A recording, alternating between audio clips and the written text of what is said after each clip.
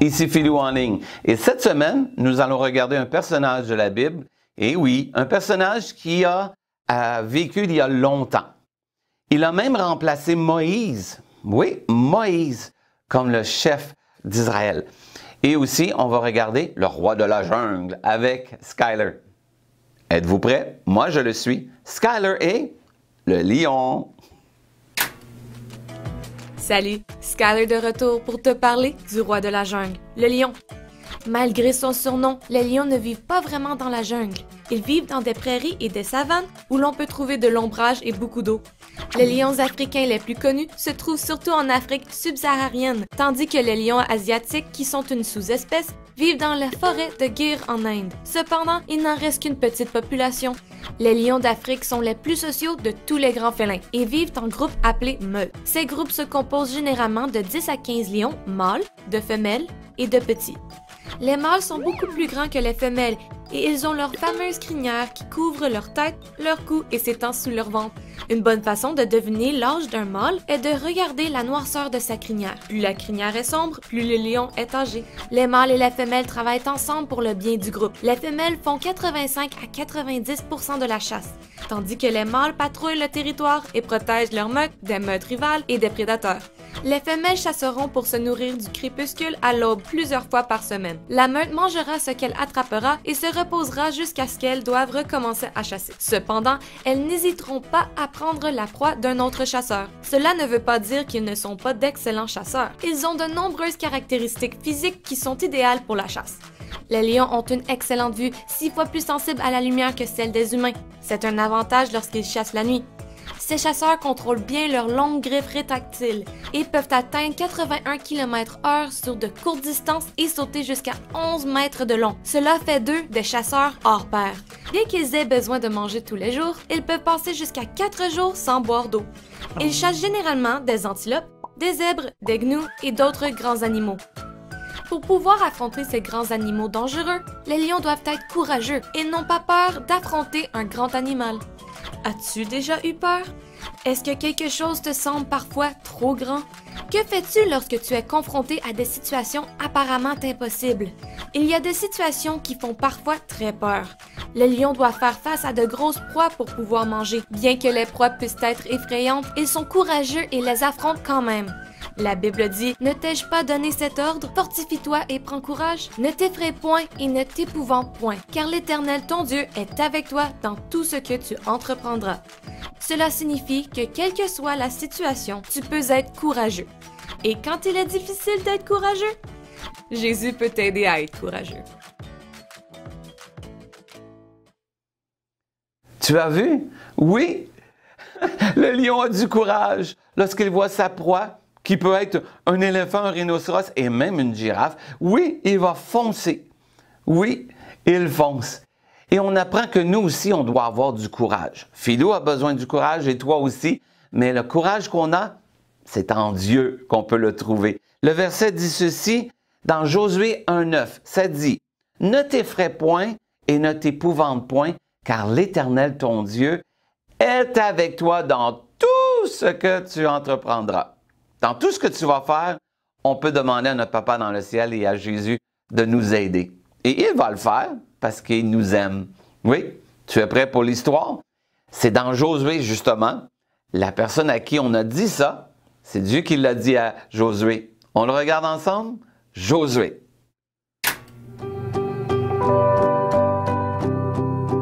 Cette histoire d'espionnage se trouve dans la Bible, dans le livre de Josué. Elle nous apprend à faire confiance à Dieu plutôt que d'avoir peur.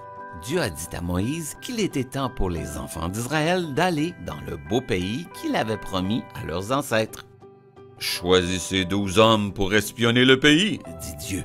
Les 12 hommes sont allés en Canaan et ont vu comment tout se développait bien. Les vaches étaient grosses, le maïs grand et les jardins étaient pleins d'arbres fruitiers, d'abeilles et de ruches. Et les raisins sur les vignes étaient les plus gros qu'ils aient jamais vus. 2 hommes ont porté des grappes de raisins sur une branche pour les montrer à Moïse. Mais quand les espions ont vu les grands murs de la ville, ils ont eu peur et ont dit « Oh, nous ne pourrons jamais vivre dans ce pays. » ils sont retournés et ont raconté à Moïse tout ce qu'ils avaient vu. Les murs de la ville sont trop hauts. Les hommes de Canaan sont aussi grands que des géants. Ils seraient trop forts pour nous, ont-ils dit. Mais Josué et Caleb ont montré à Moïse les figues, les raisins et les grenades qui poussent si bien en Canaan. C'est une terre que Dieu nous a montrée, disait-il. Il y a du lait et beaucoup de miel aussi. Dieu a toujours veillé sur nous depuis que nous sommes sortis d'Égypte. Faisons confiance à Dieu pour nous donner cette bonne terre, comme il l'a promis. Plus tard, Josué est devenu le chef. Dieu leur a dit de prendre Jéricho. Dans la ville de Jéricho vivait une dame appelée Rahab qui avait abrité 2 espions que Josué avait envoyés dans la ville. Ils lui ont demandé de mettre un cordon rouge à sa fenêtre afin que, lorsque la ville serait attaquée, elle soit sauvée. Josué se demandait comment Dieu l'aiderait à s'emparer de la grande ville fortifiée de Jéricho. Il a vu un homme avec une épée à proximité. « Es-tu ami ou ennemi? » a demandé Josué. « Je suis le messager de Dieu, » dit l'ange, « et le commandant de l'armée de Dieu. » Josué s'est agenouillé et a dit, « Dis-moi ce que Dieu veut que je fasse. » Josué est allé dire à ses soldats, « Dieu nous donnera la ville fortifiée de Jéricho, mais nous devons faire ce qu'il a dit. Et si vous trouvez un cordon rouge à une fenêtre, sauvez Rahab. » À l'intérieur de la ville fortifiée de Jéricho, Rahab regardait et attendait. Josué avait promis de la sauver, elle et sa famille, lorsque la ville serait détruite. Elle a vu le peuple d'Israël faire le tour des murailles 1 fois par jour pendant 6 jours. Puis, le 7e jour, ils ont fait le tour des murailles 7 fois ce jour-là, avec les prêtres qui sonnaient des trompettes. Et la toute dernière fois, quand ils ont tous crié, les murailles de pierre de Jéricho se sont effondrées.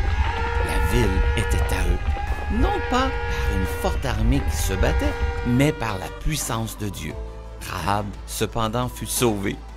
Dieu fut avec Josué toute sa vie. C'était un grand leader qui était courageux avec l'aide de Dieu. Si vous voulez lire l'histoire originale, elle se trouve dans votre Bible, dans les livres des Nombres et de Josué. Bye bye!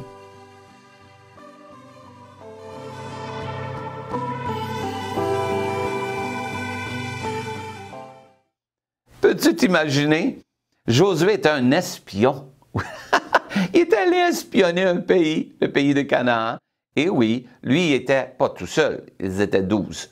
Mais 10 ont dit « j'ai peur ». Et 2, Josué et Caleb, ont dit « si Dieu est avec nous, on peut y aller. On peut conquérir. » Tu vois? Et plus tard, Josué, quand lui est devenu celui qui était en charge du pays, pas du pays, mais du peuple d'Israël, et oui, avec l'aide de Dieu, il a pu conquérir la ville de Jéricho. Et le chef de l'armée de Dieu était là parce qu'on voit que Josué a pu lui parler. Et avec l'aide de Dieu, Josué a été brave, courageux. Comme la Bible nous dit, ne t'effraie point, oui, et ne t'épouvante point. Pourquoi? Parce que l'Éternel, ton Dieu, est avec toi dans tout ce que tu entreprendras. Et Dieu était avec Josué. Es-tu prêt pour la mission de la semaine? Vas-tu être courageux pour le faire? Pour la faire. Alors, regarde ensemble.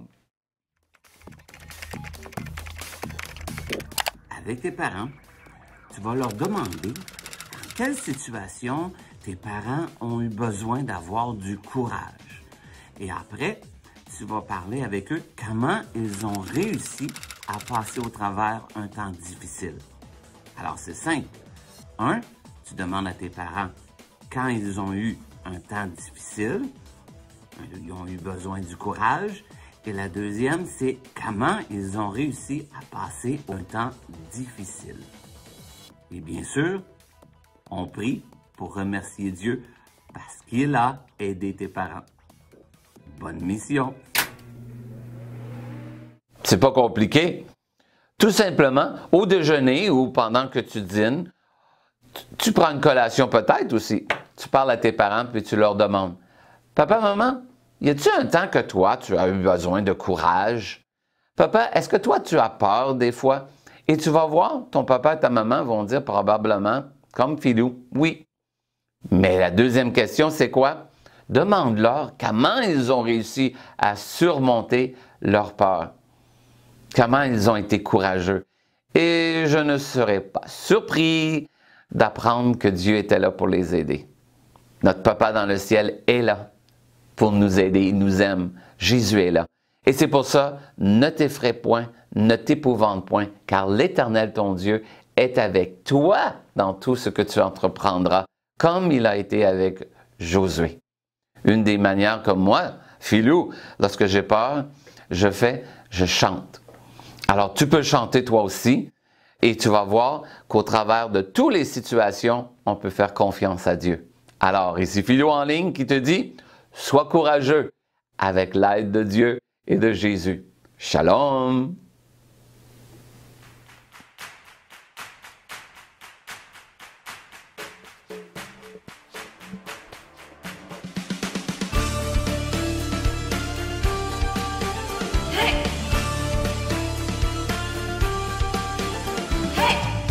Dans un monde si changeant, il y a des moments où nous sommes si seuls.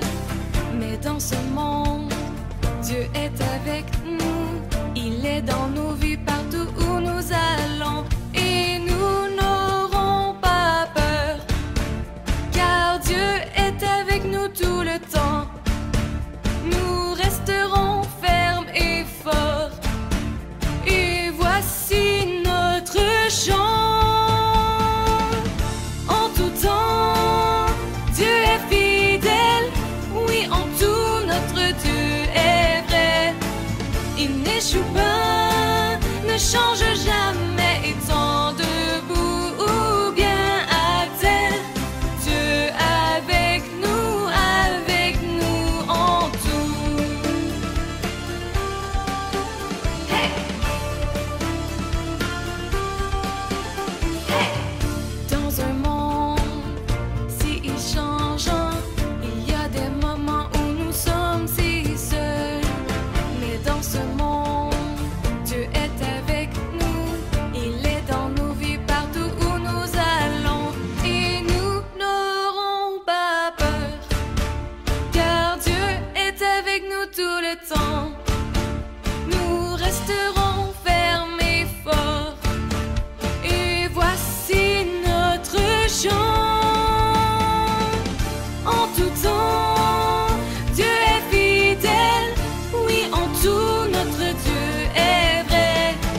Il n'échoue pas, ne change jamais, étant debout ou bien à terre.